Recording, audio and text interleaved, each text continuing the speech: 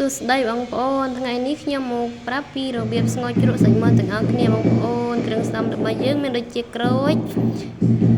ជាអាណាម្ទេសហើយនឹងគ្រឿងផ្សំរបស់យើងដូចជាល្កគ្រៃនេះឯងហើយយើងមាន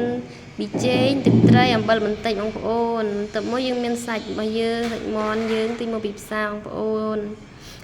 ឥឡូវនេះគឺយើងចាប់ផ្ដើមដាំទឹកសិនបងប្អូនបន្ទាប់មកយើងដាក់គ្រឿងផ្សំដែលយើងបានត្រៀមទុកមក